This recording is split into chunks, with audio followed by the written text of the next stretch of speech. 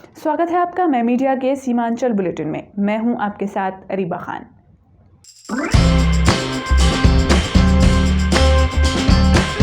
किशनगंज जिले के पोठिया प्रखंड स्थित अर्राबाड़ी ओपी क्षेत्र के डोंक नदी में एक व्यक्ति का शव मिला। मृतक की पहचान किशनगंज शहर अस्पताल रोड निवासी राजू के रूप में हुई है। परिजनों के मुताबिक मृतक 25 मई की सुबह 11 बजे कर्ज का पैसा वसूलने फिरोज नामक अस्पताल कर्मी के पास पोठिया प्रखंड के छतरगाछ में गया हुआ था, लेकिन घर वापस नहीं लौटा। परिजनों के द्वारा काफ़ी छानबीन की गई, लेकिन कहीं कोई अता पता नहीं चला। जब इसकी सूचना किशनगंज थाना पुलिस को दी गई, शुक्रवार की सुबह अर्राबाड़ी ओपी क्षेत्र के खरखरी नाव घाट स्थित डोंक नदी से व्यक्ति का शव बरामद किया गया।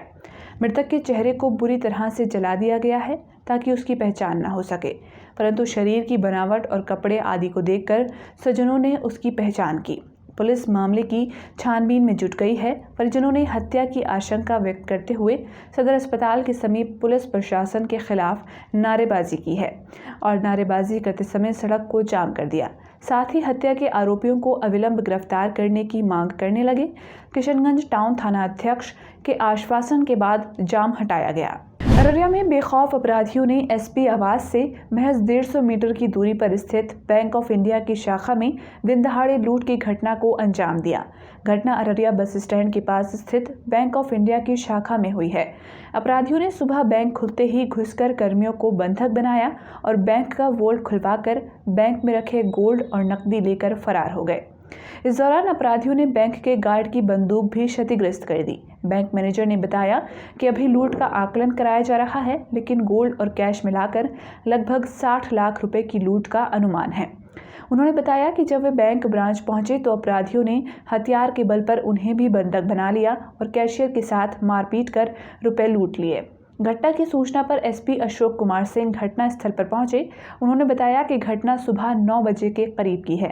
सफाई कर्मी बैंक में सफाई करने आया था। उसी वक्त अपराधी बैंक में घुस गए और बैंक कर्मियों के आने का इंतजार करने लगे। सुबह 10 बजे के करीब हथियार के बल पर बैंक में लूटपाट मचाकर फरार हो गए। हालांकि उन्होंने 35 लाख रुपए की लूट की बात कही है। उन्होंने बताया कि अपराधी बैंक के सीसीटीवी का डीवीआर साथ लेकर चले गए हैं। आसपास की दुकानों के सीसीटीवी को खंगाला जा रहा है ताकि अपराधियों की पहचान हो सके। आंध्र प्रदेश के गुंटूर में किशनगंज के एक मजदूर की संदेहास्पद मौत हो गई। परिजनों ने हत्या की आशंका जताई है। किशनगंज जिले के पोठिया प्रखंड अंतर्गत जहांगीरपुर पंचायत की माली बस्ती का निवासी मृतक का नाम केदार सिंह बताया जा रहा है। केदार गुंटूर में कबाड़ की दुकान में काम करता था। किशनगंज टाउन थाना क्षेत्र के रुईधासा स्थित चर्च गेट के समीप गुरुवार की देर रात चोरों ने एक बंद घर में चोरी की भीषण घटना को अंजाम दिया। चोरी की ये घटना तब हुई जब अधिवक्ता गणेश रंजन घोष और उनका पूरा परिवार पिता की मृत्यु के पश्चात श्राद्ध क्रम करने अपने गांव गए थे। चोर घर के पीछे से बांस की सीढ़ी बनाकर घर में घुसा और ताला काटकर लाखों के रुपए के आभूषण व नकद के अलावा अन्य कीमती सामानों की चोरी कर ली। चोरी की इस घटना की सूचना गाँव के घर लौटने पर परिजनों को हुई। सूचना पर मौके पर किशनगंज थाना की पुलिस मामले की गहन जांच में जुट गई है। कटिहार जिले में नाबालिग के कथित तौर पर दुष्कर्म करने के बाद हत्या के मामले में इंसाफ के लिए आजमनगर प्रखंड के राजद का एक प्रतिनिधि मंडल शुक्रवार को एसपी से मिला और पीड़ित परिवार को इंसाफ दिलाने की मांग की। राजद प्रतिनिधि मंडल में शामिल नेताओं ने कहा कि एसपी ने खुद मामले को देखने की बात कही है। बताते चलें कि 3 दिन पहले घर से लापता नाबालिग का शव उसी के मित्र के घर से बरामद हुआ था। परिजन सामूहिक दुष्कर्म के बाद नाबालिग की हत्या का आरोप लगाते हुए इंसाफ की मांग कर रहे हैं। कटिहार के चिलमारा में बीती शाम 6 बजे मवेशी को धुआं लगाने के दौरान आगजनी की घटना हुई, जिसमें रीता नाम की एक महिला की झुलसकर मौत हो गई। बताया जाता है कि झुलसी महिला को इलाज के लिए सदर अस्पताल लाया गया था। वहां से बेहतर इलाज के लिए केएमसीएच रेफर कर दिया गया था। केएमसीएच में ही इलाज के दौरान उसकी मृत्यु हो गई। उत्तर दिनाजपुर के चोपड़ा थाने की पुलिस ने धोखाधड़ी के बड़े गिरोह का पर्दाफाश किया। चोपड़ा पुलिस ने एक महिला समेत 4 लोगों को गिरफ्तार कर इस्लामपुर महकमा न्यायालय भेजा। उत्तर दिनाजपुर जिले के चोपड़ा प्रखंड में पिछले कई दिनों से ठगी का गिरोह सक्रिय है। गिरोह अलग अलग इलाकों के लोगों को अपना निशाना बनाकर महिलाओं से फ़ोन पर बात कराकर प्यार के जाल में फंसाता था। उसके बाद महिलाएं उससे मिलने के नाम पर एक निश्चित स्थान पर बुलाते थीं। आरोप है कि गैंग के लोग उन्हें ब्लैकमेल करते थे और लाखों रुपए ऐंठ लेते थे। उनके आरोपों के आधार पर जांच शुरू की गई तो सनसनीखेज धोखाधड़ी का मामला सामने आया। पुलिस ने पहले 2 लोगों को पूछताछ के लिए गिरफ्तार किया और उन्हें चोपड़ा थाने ले गई। पुलिस ने उनसे पूछताछ के बाद सिलीगुड़ी से एक पुरुष और एक महिला को गिरफ्तार किया है। चोपड़ा थाने की पुलिस ने शुक्रवार की सुबह चारों को इस्लामपुर महकमा न्यायालय भेज दिया। अररिया प्रखंड स्थित जिला निबंधन कार्यालय परिसर में युवा उद्यमी सम्मेलन का आयोजन किया गया। इस कार्यक्रम में बिहार सरकार के उद्योग मंत्री सैयद शाहनवाज हुसैन ने चयनित युवा उद्यमियों को सर्टिफिकेट प्रदान किया। इस मौके पर उन्होंने बताया कि बिहार में लगातार उद्योग सर्जित कर लोगों को रोजगार से जोड़ा जा रहा है। इसी कड़ी में अररिया जिले के 413 युवा उद्यमियों का चयन किया गया है, जिनमें से शुक्रवार को 34 महिला उद्यमियों को प्रथम किस्त के रूप में 4 लाख रुपए दिए गए। मंत्री जी ने बताया कि ऐसे उद्यमियों को विभाग 10 लाख रुपए प्रदान करेगा। इस 10 लाख रुपए में से 5 लाख रुपए अनुदान होगा। उन्होंने बताया कि सरकार का उद्देश्य है कि हर जिले में उद्योग लगाकर लोगों को घर में ही रोजगार देकर आर्थिक रूप से मजबूत किया जाए। उन्होंने बताया कि अररिया नेपाल से सटा जिला है, यहाँ उद्योग की बड़ी संभावना है। यहाँ फूड प्रोसेसिंग, मखाना और टेक्सटाइल इंडस्ट्री की बड़ी संभावना है, इसलिए यहाँ जल्द ही इस तरह के उद्योग की शुरुआत होगी। न्यू टेक्सटाइल पॉलिसी से 1 साल में टेक्सटाइल इंडस्ट्री से 5 लाख लोगों को रोजगार मिलेगा। चारों ओर उद्योगों का जाल बिछाया जा रहा है ताकि यहाँ जो पलायन की समस्या है उसे रोका जा सके। कार्यक्रम में सांसद प्रदीप कुमार सिंह के हाथों प्रशिक्षण प्राप्त आवेदकों को प्रमाण पत्र सौंपा गया।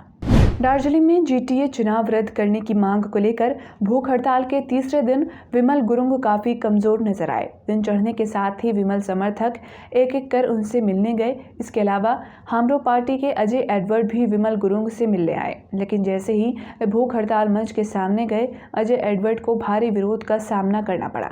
विमल समर्थकों ने जीटीए नहीं वापस जाओ का नारा लगाकर अजय एडवर्ड के खिलाफ विरोध प्रदर्शन शुरू कर दिया।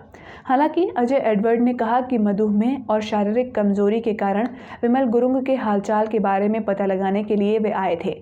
हालांकि जब विरोध के बारे में पूछा गया तो उन्होंने संवाददाताओं को संबोधित करते हुए कहा कि विमल के समर्थक जीटीए का विरोध कर रहे थे, हमारा नहीं।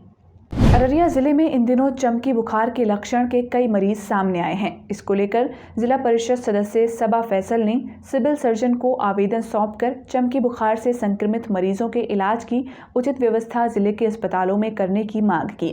आवेदन में सबा फैसल ने बताया कि गुरुवार को महिसाकोल निवासी 5 वर्षीय बच्चे को चमकी बुखार के लक्षण के बाद इलाज के लिए सदर अस्पताल में भर्ती कराया गया था, जहां प्राथमिक उपचार के बाद बच्चे को बेहतर इलाज के लिए रेफर कर दिया गया। पुणे के एक निजी अस्पताल में इलाज के दौरान पीड़ित बच्चे की मौत हो गई। इसी को लेकर उन्होंने सिविल सर्जन को आवेदन सौंपकर जिले में अस्पतालों में चमकी बुखार से संक्रमित बच्चों के इलाज की व्यवस्था करने की मांग की है। शुक्रवार को अररिया डीएम इनायत खान ने कार्यालय में जनता दरबार का आयोजन किया। डीएम के जनता दरबार में कुल 53 आवेदन प्राप्त हुए। उन्होंने संबंधित पदाधिकारी को निर्देश दिया कि आवेदनकर्ता की समस्याओं को समय पर जवाबदेही के साथ सुनवाई व निष्पादन किया जाए। उन्होंने सभी लोक शिकायत निवारण पदाधिकारी से कहा कि आम लोगों की समस्याओं के निष्पादन के लिए संबंधित पदाधिकारी व अनुमंडल तथा प्रखंड स्तर के पदाधिकारियों और कर्मियों को निर्देश दिया जाए। उत्तर दिनाजपुर में साइकिल रैली के माध्यम से सरकार की 11वीं वर्षगांठ समारोह की शुरुआत प्रखंड प्रशासन द्वारा की गई। चाकुलिया प्रखंड के नशेंद्रा जंक्शन से साइकिल चलाकर महकमा शासक और चाकुलिया प्रखंड के बीडीओ समेत कई जनप्रतिनिधि व छात्र आदिवासी क्षेत्र में पहुंचे। इस्लामपुर महकमा डीएम मोहम्मद अब्दुल शहीद, बीडीओ कन्हैया कुमार राय ने इनमें भाग लिया। सैकड़ों लोगों की भागीदारी के बाद राज्य सरकार की विभिन्न योजनाओं को सभी के सामने प्रस्तुत किया गया। इस मौके पर विभिन्न सांस्कृतिक कार्यक्रमों की प्रस्तुति भी हुई। आज के लिए इतना ही। सीमांचल की बड़ी खबरों को और विस्तार से पढ़ने के लिए आप हमारी वेबसाइट mymedia.in पर भी जा सकते हैं।